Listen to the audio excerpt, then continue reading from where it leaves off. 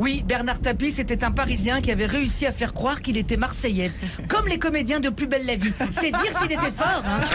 Willy Revelli met les points sur les i, matin, midi et soir sur votre France Bleu ou francebleu.fr. Il pleut fort aujourd'hui dans les Bouches-du-Rhône. Alerte rouge. Le ciel pleure Bernard Tapie, le seul Parisien que les Marseillais ont aimé. Oui, Bernard Tapie, c'était un Parisien qui avait réussi à faire croire qu'il était Marseillais. Comme les comédiens de Plus belle la vie. C'est dire s'il était fort, hein.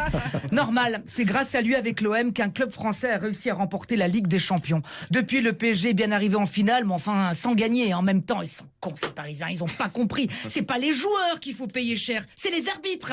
C'est peut-être pour ça que le PSG a perdu hier soir contre Rennes. Une sorte d'hommage.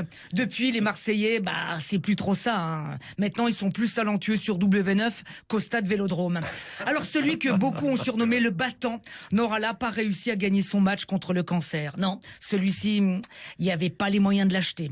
Même s'il y a quelques années, quand même, Tapie avait déjà triomphé d'un premier cancer.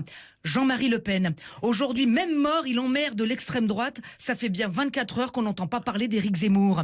N'empêche, mourir d'un cancer de l'estomac quand on a passé sa vie à montrer qu'on en avait dans le bide. Quelle ironie quand même.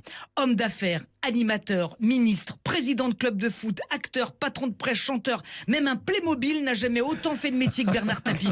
Tu rajoutes policier, patron de chicha, il aurait presque fait autant de boulot qu'Alexandre Benalla. C'est beau la vie. Oui, chanteur, oui, avec Doc Gynéco. Normal, il avait des couilles. Quel duo, hein. Lui, le défoncé du travail et l'autre, le défoncé tout court. Lui qui a brûlé la vie jusqu'au bout et l'autre qui est parti en fumette. Aimé, détesté, encouragé, critiqué. Cet homme aux 1000 vies, on l'aura connu dans tous les costumes, en costard dans les affaires, à poil par la justice et en body moulant dans Gym Tonic.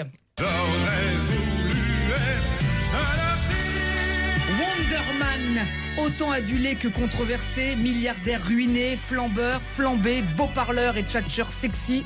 Il disait souvent, ne cherchez pas à réussir dans la vie, mais battez-vous pour réussir votre vie. Allez, ciao l'artiste, tu l'auras bien fait ton numéro.